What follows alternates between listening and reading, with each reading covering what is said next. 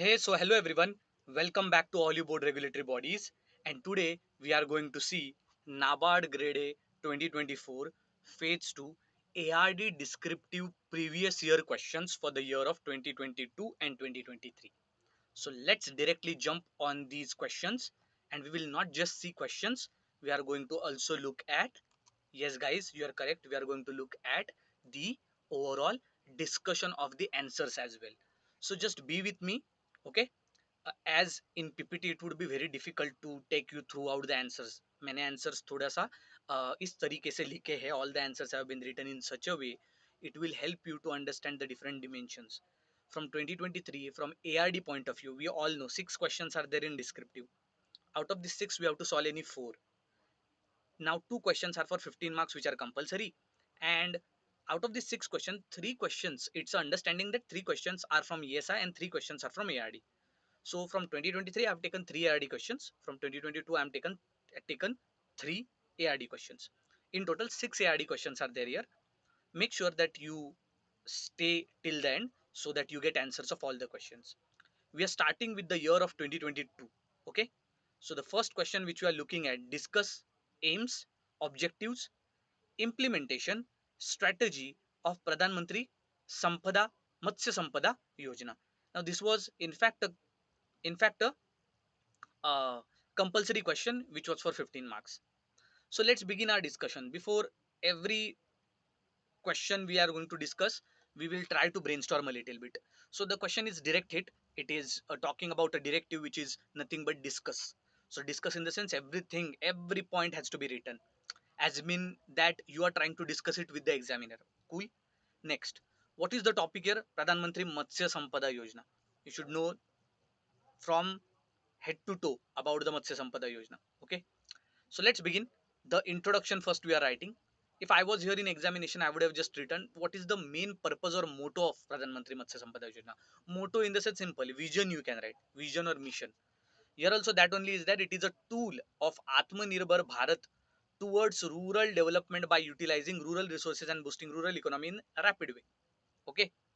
So it is a key factor for augmenting livelihood in rural sectors, and the main motto is reform, perform, transform in the fisheries sector. The name only itself tells Matsya Sampada Yojana.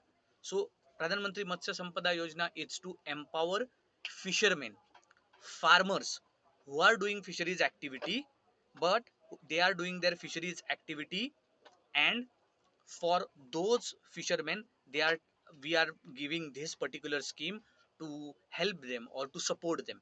Okay. So the aim of this scheme is not just giving these farmers support, but also is about bringing blue revolution, and that blue revolution will be brought through sustainable and responsible development in the fisheries sector.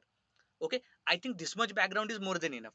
You can basically write a simple line also, that Pradhan Mantri Matsya Sampada Yojana is to empower fishermen and farmers in the fisheries sector, and also to make fishery make the dream of blue revolution or marine revolution through sustainable and responsible development.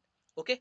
So now the first thing to discuss is what is the aim of this Matsya Sampada Yojana. So aim here I have written in line. So in this way you can write in one line that what is the actual aim. So aim of Matsya Sampada Yojana is to, yes, to increase the overall marine production, or maybe to increase the overall fisheries sector contribution to the agriculture as a allied activity. So therefore it is talking about the blue revolution. It is also mentioning that the sustainable and the responsible development should be there in this sector. Okay, cool. Next, which of the following objectives are there of this scheme? So the second point which was asked was associated with objectives. Now objectives, when I'm talking about this scheme, is to augment fish production productivity at an annual growth rate of 9% to achieve the target of 22 million metric tons by 2024-2025 first. Second, to generate 55 lakhs direct and indirect employment opportunities in fisheries sector along supply and value chain. Third, it also aims to double incomes of fisheries, fish farmers and fish workers by 2024. Fourth, double export earnings are to be increased from 46,000 in 2018-2019 to about almost 1 lakh rupees, oh sorry, 1 lakh crore almost. Okay, so 46,589 crores to 1 lakh crores by 2024-2025. Then enhancing productivity in aquaculture from present national average of 3 tons to 5 tons, reduce post harvest losses reported from 20 to 25% to about 10%, and enhance the domestic fish consumption. Now many of you will say that, sir, you have remembered all this data in exam. How to remember this all data? That's not real, sir. This, many of the students will be saying that, sir, it's highly impossible to do that. So I am not saying that you do it, but look at the points which I have tried to segregate. So look at the points which I have written. If you observe it very carefully, you will understand that here when we were discussing the objectives, first we are talking about overall production and productivity. Then we are talking about, importantly, employment. Then we are talking about the income. Then we are talking about export. Okay. Then we are talking about enhancing productivity. Okay. Then we are talking about the reduction of post harvest losses, and lastly we are talking about the domestic fish consumption. Are we clear here? So in this way I have clearly mentioned the objectives of the scheme. Then beneficiaries. So you can write one more part here, that the beneficiaries include here fish farmers, fish workers, fish vendors, SC, ST, women, differently abled persons, uh, fisheries cooperatives, federations, FPOs, etc. The scheme is implemented for 5 years, that is from the year of 2021 to 2025. Now corpus also here I have mentioned that the overall corpus is 20,000 crore, which comprises 9,000 crore at central share, 4,000 to 5,000 crore at state share, and 5,763 crore as beneficiary share. Then comes what was asked in the exam. Just observe. Objectives, we told it. Implementation, now we will be talking about the implementation. In that, first we will be looking at the components. So components, then implementation, and then strategy. So Pradhan Mantri Matsya Sampada Yojana has two components: central sector component and centrally sponsored component. Centrally sector scheme component which we are looking at first is non beneficiary oriented. So entire project cost will be borne by central government, that is 100% central funding. And beneficiary oriented, when I'm talking about, central assistance would be 40% of the project cost for general category and 60% for your the reserved category. Then centrally sponsored scheme component, when we are talking about, one is non beneficiary oriented and second is beneficiary oriented. You can definitely write in these that for like all the sub components as well as activities will be implemented in state and UTs, and the entire project and unit cost will be shared between the state and centers for non beneficiary oriented. For beneficiary oriented, the split will be 40% that of general category and 60% to the again reserved population. So everything we have now discussed about it. So what things we wrote in our answer? We wrote objectives, we wrote who are the beneficiaries, we wrote what is the corpus, we wrote what is the component, and then overall implementation based on that component, and your strategy also, because this was nothing but implementation only. Sectoral center scheme, how it is in components will be implemented, centrally sponsored scheme, how they will be implemented, and lastly conclusion, which talks about the overall development as well as different activities which will take place under the Matsya Sampada Yojana. Okay, so the first question, if you look at what is the takeaways, so first takeaway is that government schemes will be definitely coming in your NABARD Grade A Phase 2 exam. Second thing, it is not very important to have dot to dot definition or dot to dot data with respect to government schemes. Your decent understanding should be there, that what is the vision, what is the mission, what are recent objectives. So I told you, even when I wrote the objectives, if you don't have data associated with objectives, but at least you should be able to write the headings which are there in your objectives. Similarly here, the biggest takeaway which I am giving is that only, that if you see the government schemes, then you don't need to be hard on yourself that all the details should be correct. Rather, you try to touch all the points. Whatever main core of the scheme is there, keep it intact and present it in your answer. And most important of all, the biggest takeaway is that when you are looking at government schemes, the content when we are talking about, that is very limited, and it would be most, if one government scheme is coming into one descriptive question, many of the students will be having similar content for that government scheme. So what to do at this time? So what best you can do is that you can try structuring your answer better. Structuring is the king in government schemes. Descriptive question. One more government scheme related, NRLM related question, 10 marker for 400. So first introduction we have written what is this rural livelihood mission related to poverty elevation program. It's one of the largest poverty elevation program in the world. Okay. Then in the body what we are writing is we'll be writing about some backdrop associated with national rural livelihood mission. So first we talk about how restructuring integrated rural development program took place. Okay. And then the rural development ministry launched Swaran Jayanti Gram Swarojgar Yojana, and this then was remodeled to National Rural Livelihood Mission. And then the program was launched in 2011 with a budget of 5.1 billion dollars. It is world's one of the most prominent initiatives of bringing people out of the destitution and improving their livelihood. Now objective, again one line you can write objective. What is it? To reduce the poverty by enabling poor households to access gainful self employment and skilled wage employment opportunities. Now important features of the scheme, when we are talking about, it is identified as poor.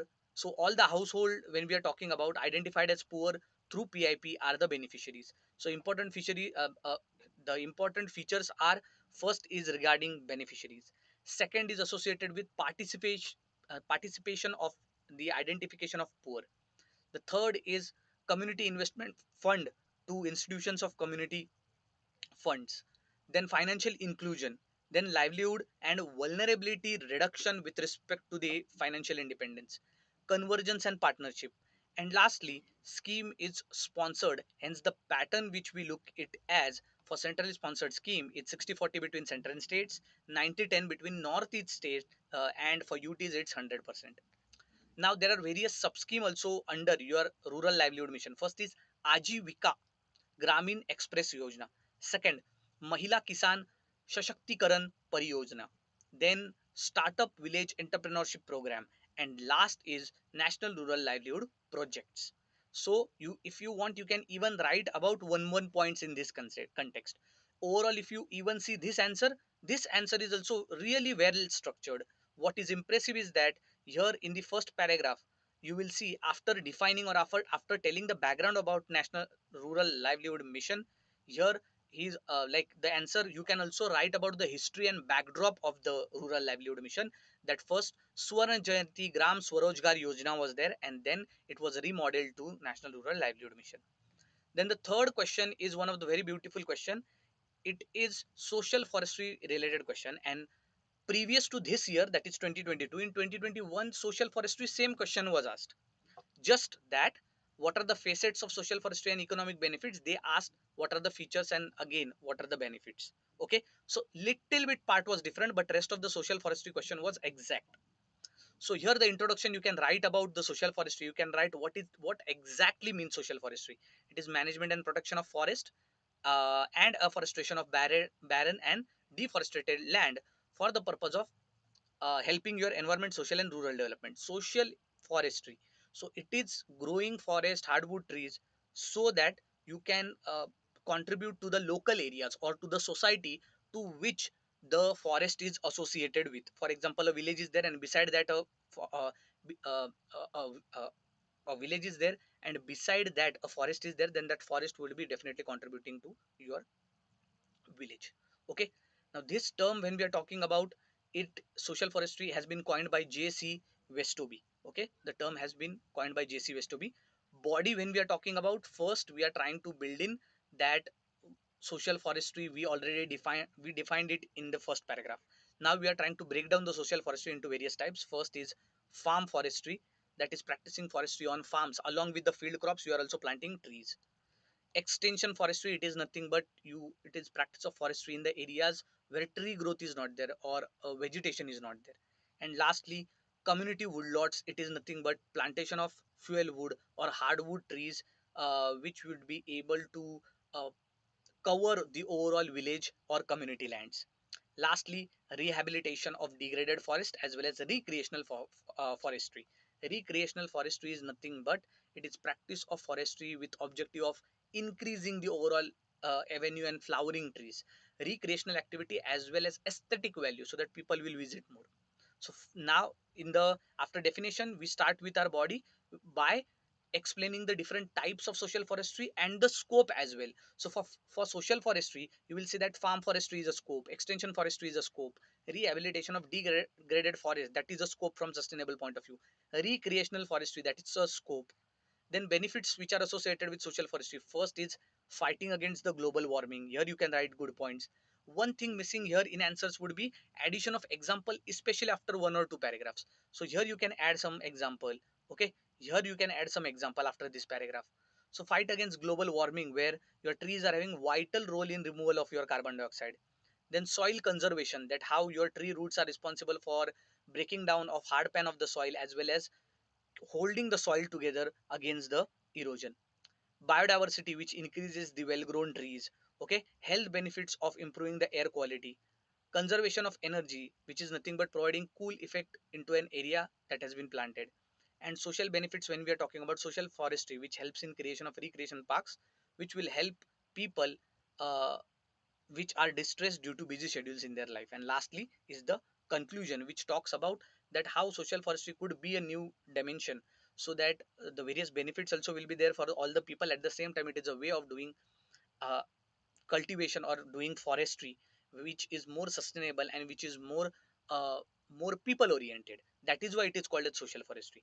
Now these were all the three questions from the year of 2022.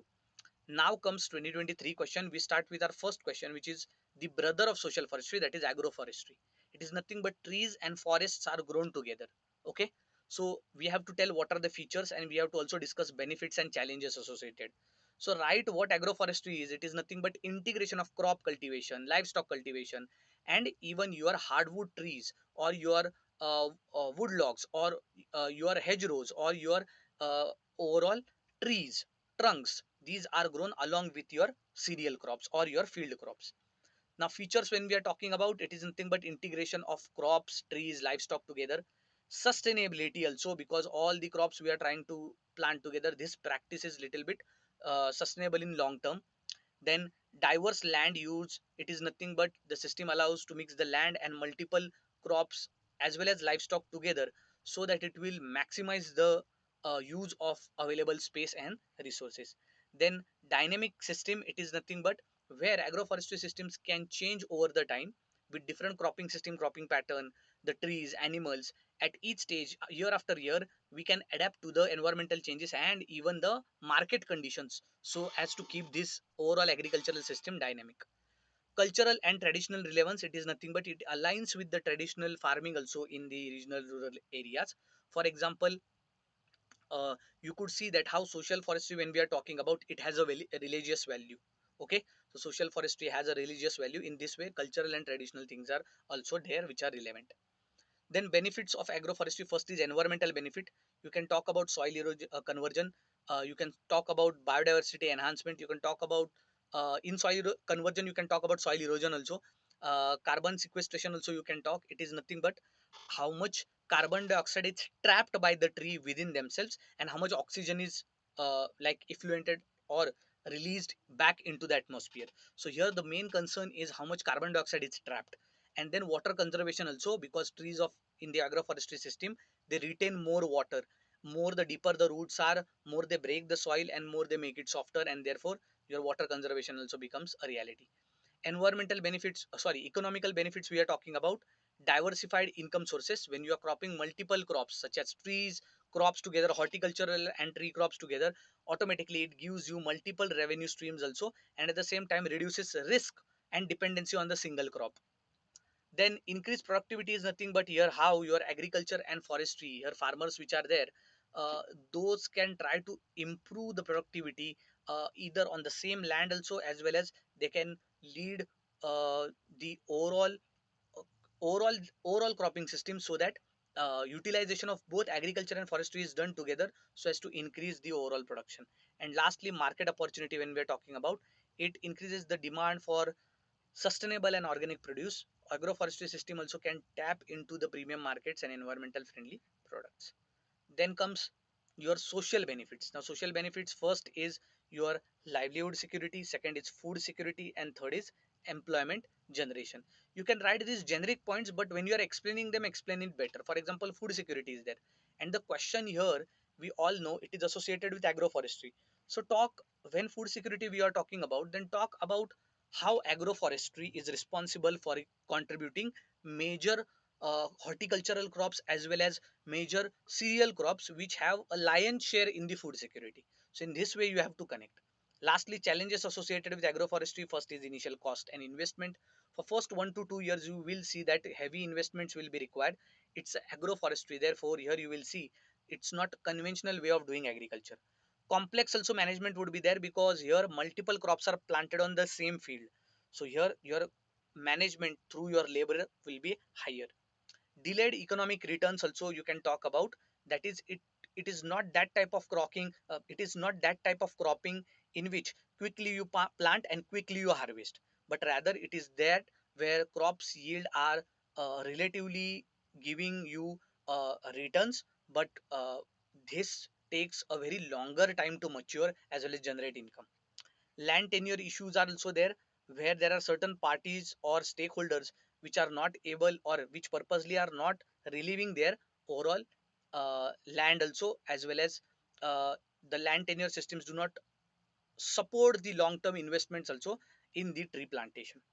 Lack of awareness and training, here you can discuss about the farmers in many regions who are unaware of their potentials for doing agroforestry. And next is limited access to the extension education also, as well as research, then your knowledge skills, that also hampers the adoption or the rate at which agroforestry is growing. Lastly, market access we'll talk about. So here you can discuss about that which are the main products which are there in the agroforestry, and how these products should actually spearhead the market, but what are the different reasons. For example, the reasons could be poor infrastructure, lack of market information, etc., which are again reducing the overall agroforestry sale. And lastly, policy framework in many countries which do not fully support agroforestry. And then your conclusion. Okay, in conclusion you can write about the way forward or optimistic viewpoint that how your overall agroforestry can be improved, which are the sectors where agroforestry can join those sectors and strengthen it. For example, agroforestry, organic farming in agroforestry. In this way I'm trying to tell. Then the next question is extension education and what are the methods employed. So here first you are writing about what extension education means. It is process of extending and reaching out to the people who are not part of the educational institution.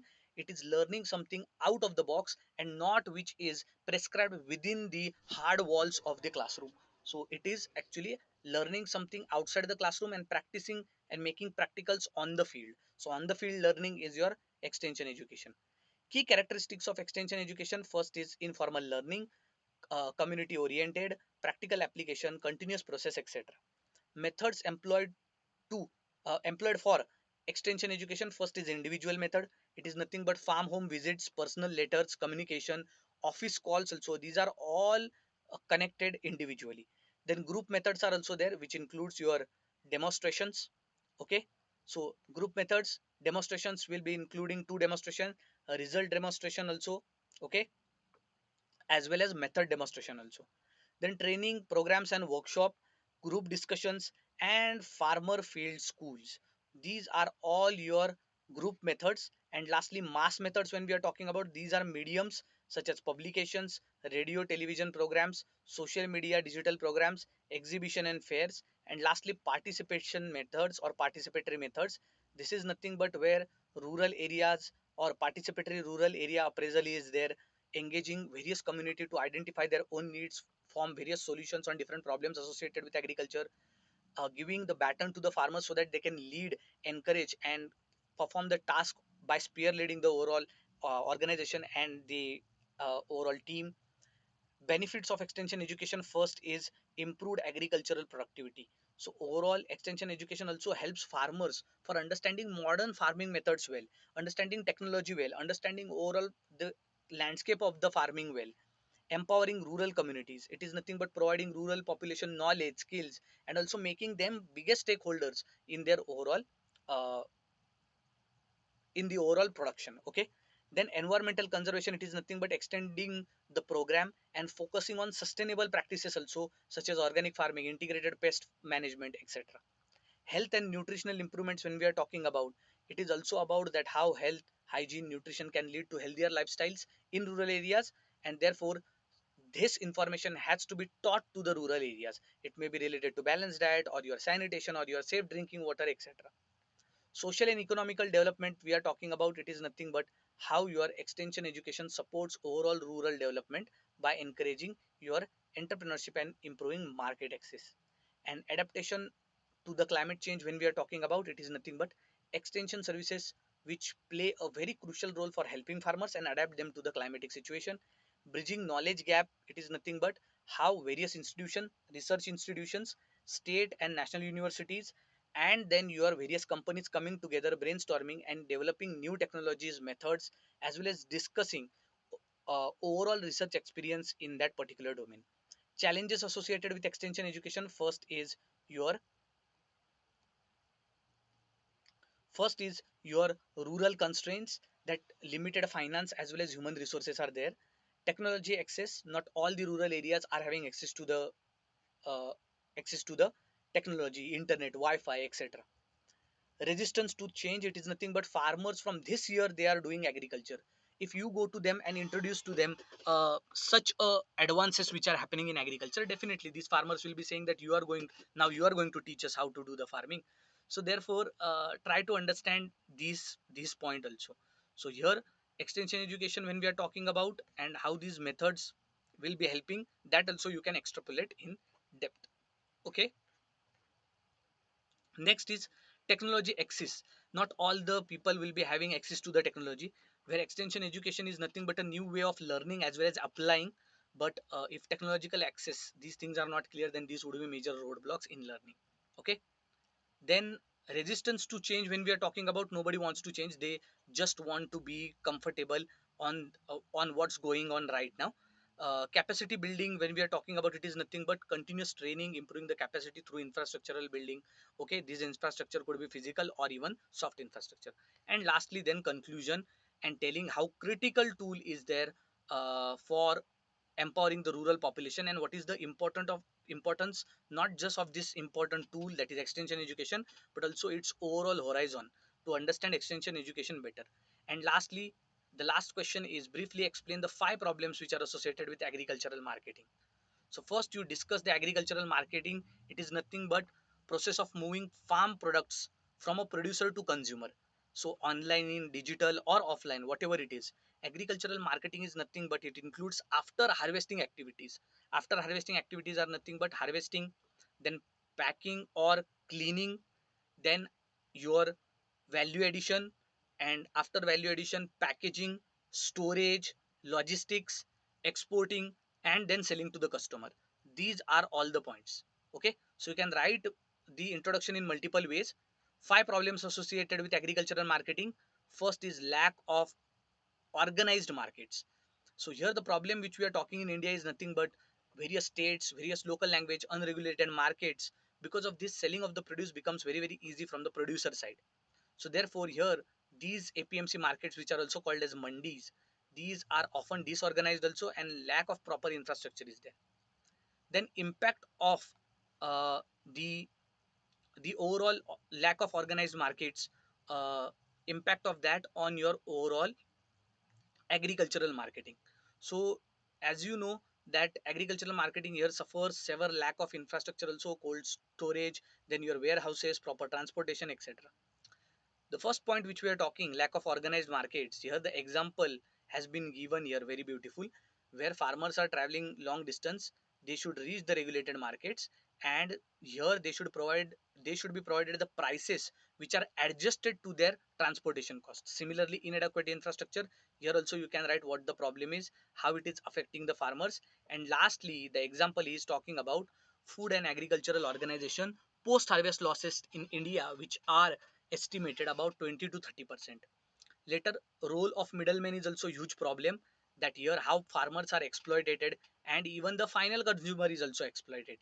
Okay, these intermediaries mainly exploit the farmers after purchasing their produce. Then impact is there, and lastly your example is also there, or your example or your case study is there. The study of National Agricultural Marketing NIAM revealed that farmers receive only 25 to 30% of the price paid by consumers. So if you are spending, if you're spending 120 rupees for almost 1 kg of tomatoes, then remember one thing very carefully, that this money which 120 has been paid by a consumer, the farmers receive only 25 to 30% of this produce, whereas they should get at least 60 to 50% of the produce, but farmers here are getting only 25 to 30%. That is a huge problem. Then price fluctuation, it is nothing but an even unstable income also. So overall problem when we are looking at agricultural prices, and in India trend, overall trend is also there to fluctuate widely because of the weather conditions, supply demand imbalances we have seen in COVID-19 also, market inefficiencies, etc. So impact of this is nothing but that here unstable incomes of farmer will be there. At the same time, because of this unstable incomes, automatically you will see that here consumer also will suffer because of the unavailability of the product. Then example here has been given that how your onion prices actually sharply declined in the certain years, and the overall reason here is not only the uh, other factors, but it also includes the uh, it also includes the agricultural marketing. So the selling the produce through overthrow prices leading has led into widespread distress in the onion farmers. Lastly, limited access to the market and market information. The problem is nothing but small and marginal farmers have limited access. They don't have full-fledged access to the online platforms. If that is given to them, definitely they also will be earning more. And impact which we are talking about, the restricted access to market and market information, that is leads to over leads to lower price realization, as the farmers are often unaware of their best time and place to sell the produce. So overall example when we are talking about, as the point talks about limited access to the market as well as market information, you can discuss about that how various horticultural markets are there, but if a proper representation and platform is not created, it would be very difficult to represent individual farmers and connect with them. Lastly, conclusion has been given that how agricultural marketing in India faces multiple challenges, but more importantly, our aim should be to include the unorganized markets also, poor infrastructure also, dominance of the middlemen also, private the overall prices volatility also, the competition between the private institutions also, as well as limited market access. All of these challenges can be solved by bringing actually little bit having a plan and segregating the various channels for agricultural marketing, creating the brand awareness associated with major brands which are from the agricultural sector. It's similar to how Kellogg's Cornflakes is famous worldwide. What is Kellogg's Cornflakes? It is nothing but corn, your maize.